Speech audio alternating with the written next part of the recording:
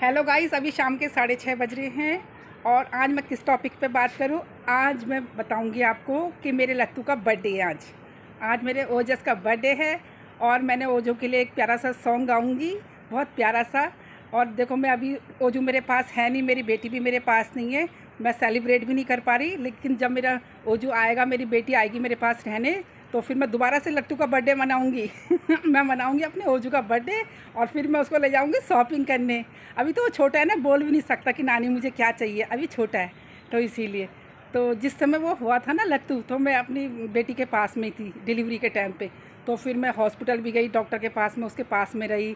तो बहुत डरती थी, छोटा सा था वो जैसे इतना पिद्दू सा। तो कहती थी मम्मी कैसे पकड़ूं, मेरे हाथ से छूट जाएगा। तो मैं अपनी बेटी के पास रही थी 1-1.5 महीने और मैंने मतलब मालिश वगैरह करना, बच्चे को नहलाना, क्योंकि बच्चे डर जाते हैं ना। जग्गी बेटा भी डरता था कि ये बच्चा मेरे हाथ से गिर जाएगा, कैसे पकड़ूं उसे। मतलब बेटी को पकड़ना नहीं आता था ओजस को, और जग्गी बेटे को भी पकड़ना नहीं आता था कि कैसे पकड़ने छोटे बच्चे। अब उन्हें भी क्या पता, वो अभी उन्हें भी मालूम नहीं था। तो फिर मैं क्या करती थी, ओजो को नहलाती थी, उसकी मालिश करती थी। उसके बाद क्या बोलते, डॉक्टर के पास भी लेके जाती थी, क्योंकि बच्चों को टीके लगने ज़रूरी होते हैं ना, इंजेक्शन लगते हैं जो। तो 3-3 इंजेक्शन लगते थे वो जिसको एक बारी में, मतलब 3-3 लगाते थे।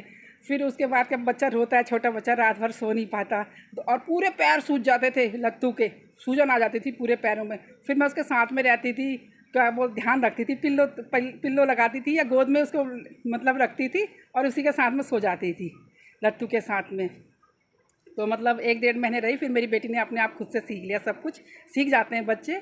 और क्या बोलते हैं, मुझे तो आज लत्तू की बहुत याद आ रही है। आज तो मैं लत्तू को बहुत मिस कर रही हूँ, क्योंकि आज मेरे लत्तू का बर्थडे है। और मैं एक प्यारा सा सॉन्ग गाती हूँ बर्थडे का, ठीक है। बार बार दिन ये आए, बार बार दिल ये गाए, तुम जियो हजारों साल, ये मेरी है आरज़ू। बार बार दिल ये ना, बार बार दिन ये आए, बार बार दिल। मेरी आवाज़ सही नहीं आ रही, पता नहीं आवाज़ ही बैठ गई मेरी, सही से नहीं गा पा रही।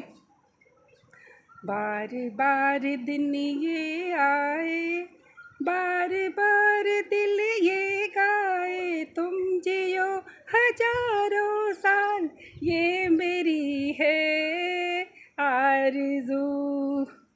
Happy birthday to you, happy birthday to you, happy birthday to you dear Lattu, happy birthday to you.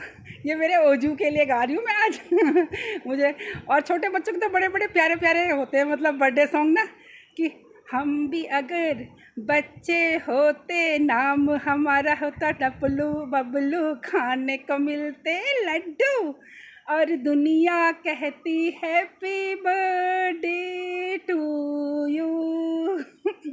ऐसे मतलब जब मेरी बेटी भी थी ना छोटी, उसका बर्थडे मनाती थी मैं, तभी मैं खूब गाने लगाती थी, मतलब हैप्पी बर्थडे के मतलब सॉन्ग लगाती थी। और अब मैं अपने लत्तू के भी गाने गा रही हूँ, लत्तू के लिए।